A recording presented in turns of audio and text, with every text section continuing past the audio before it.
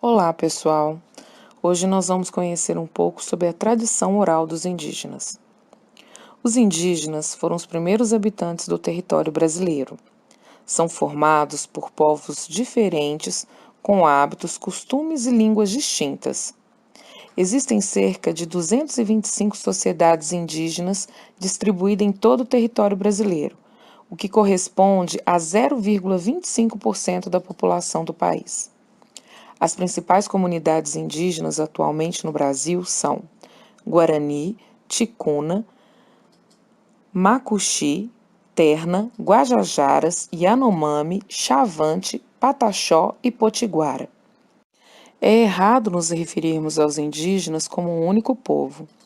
Quando falamos de indígenas, devemos falar de vários povos com diferentes culturas. É importante lembrar que a cultura indígena é constituída pela produção material e imaterial de inúmeros e distintos povos em todo o mundo.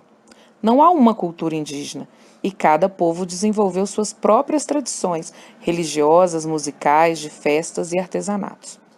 No Brasil, as comunidades indígenas são caçadoras, coletoras de tradição oral e recentemente estão se sedentarizando em reservas indígenas. Estima-se que essa população tenha chegado a 5 milhões de habitantes. Contudo, hoje são cerca de 300 etnias, com um número muito inferior ao que já foi, mais ou menos 421 mil etnias. Um dos grandes desafios para os muitos povos é encontrar um equilíbrio entre a necessidade de preservar a própria cultura e se adaptar às mudanças do mundo. Um exemplo disso é o uso ou não da tecnologia dentro das aldeias. Em muitas delas, hoje já é possível encontrar televisões, celulares e notebooks.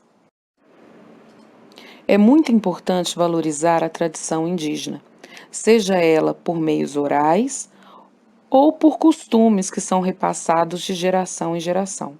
Dentre essas tradições indígenas, nós, povos não indígenas, herdamos muitas delas, como, por exemplo, o chimarrão, que é tomado no sul do Brasil. A erva mate era consumida pelos povos guarani, e essa erva deu origem ao costume de beber chimarrão pelos povos do sul do país.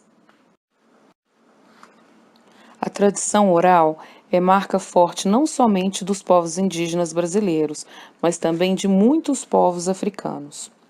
E aí, gostaram de saber um pouquinho mais sobre esses povos e sobre suas tradições? Agora que você ficou conhecendo um pouquinho mais sobre os povos indígenas e sua tradição, escreva uma dúvida a respeito do que foi aprendido e uma curiosidade que você ficou sabendo por meio dessa aula.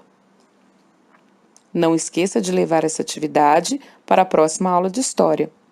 Bons estudos!